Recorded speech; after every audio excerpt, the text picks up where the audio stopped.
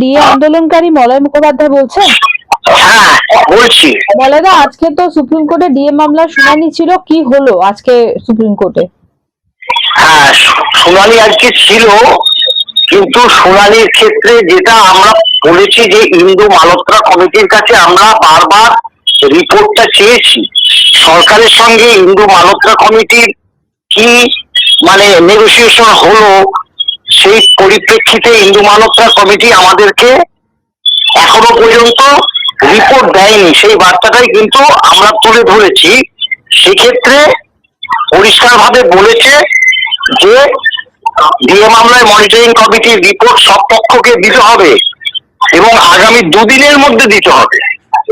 এবং সেই রিপোর্টটা আমরা পড়ে দেখে একটা উত্তর তৈরি করব।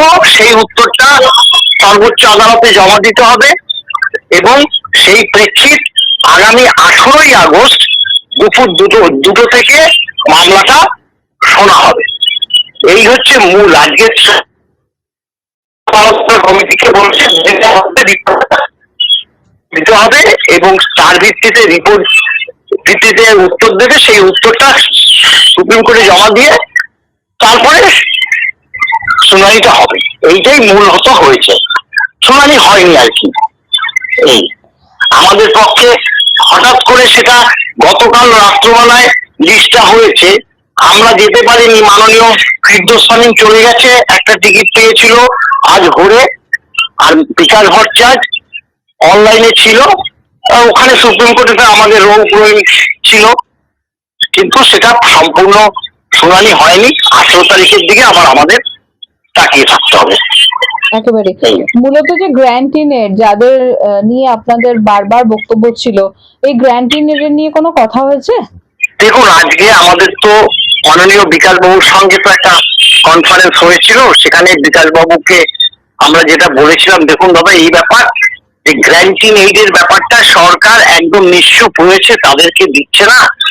এই ব্যাপারটা সর্বোচ্চ আদালতে আমরা তুলতে চাই, কারণ সর্বোচ্চ আদালত বলে দিক যে গ্র্যান্টিং এইড কেন দেওয়া হচ্ছে না, সেই প্রেক্ষিতটা জানা সরকার। এইটা আজকে আমাদের তোলার কথা ছিল।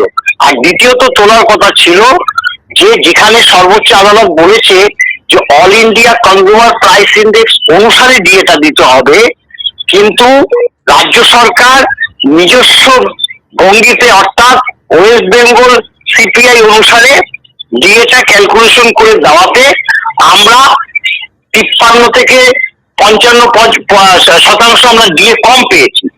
অর্থাৎ যাতে all India consumer price index অনুসারে ডিএটা দেওয়া হয়, সেই বার্তাটাও আজকে পরিবেশন করা কথা ছিল।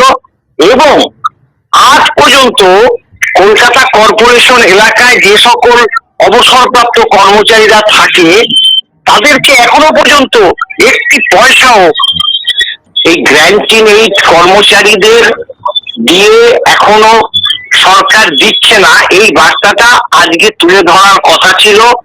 দ্বিতীয়ত, all India consumer price index অনুসারে যে ডিএটা দিতে হবে, সেটা সর্বোচ্চ আদালত তার রায়ে উল্লেখ করেছিল।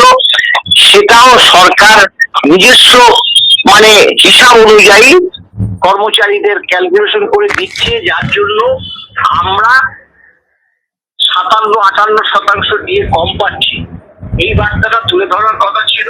আর এটা হচ্ছে কলকাতা কর্পোরেশন এলাকায় যে সকল অবসরপ্রাপ্ত কর্মচারীরা থাকে, তাদের ব্যাংকগুলো এখনো পর্যন্ত একটা পয়সাও বকেয়া দিয়ে দেয়নি।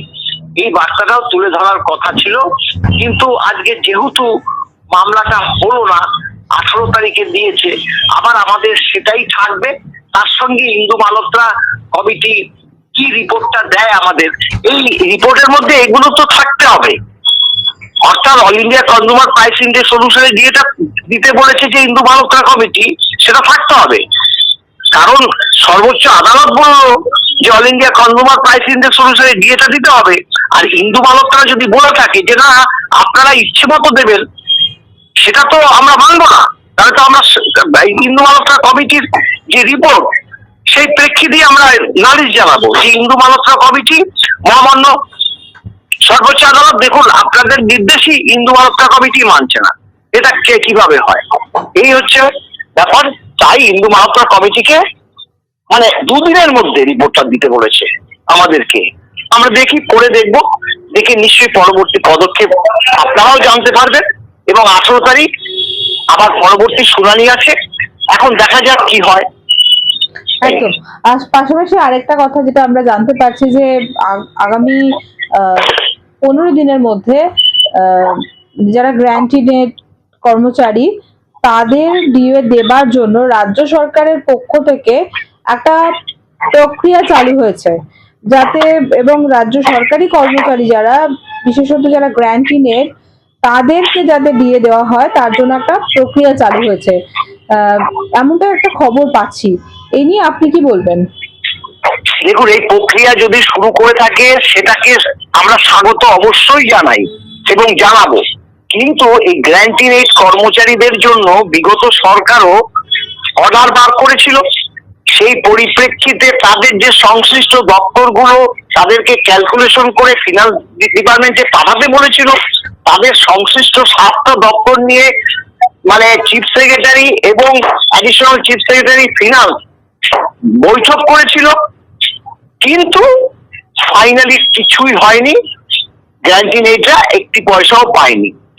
সেক্ষেত্রে বর্তমান যে কথাটা আপনি বললেন সেটা যদি উদ্যোগ শুরু করে রাজ্য সরকার, সেটা তো খুবই ভালো, কিন্তু এর সত্যতা কতটা সেটা কিন্তু আমরা বলতে পারবো না। একেবারেই। অনেক ধন্যবাদ মলয় দা। আমরা তাহলে 18 তারিখের দিকে প্রত্যেকেই তাকিয়ে আছি যে ডিএ মামলার শেষ পর্যন্ত কি পরিণতি হয়, সেই বিষয় নিয়ে আবার আমরা আপনার সঙ্গে কথা বলবো। অনেক ধন্যবাদ মলয় দা।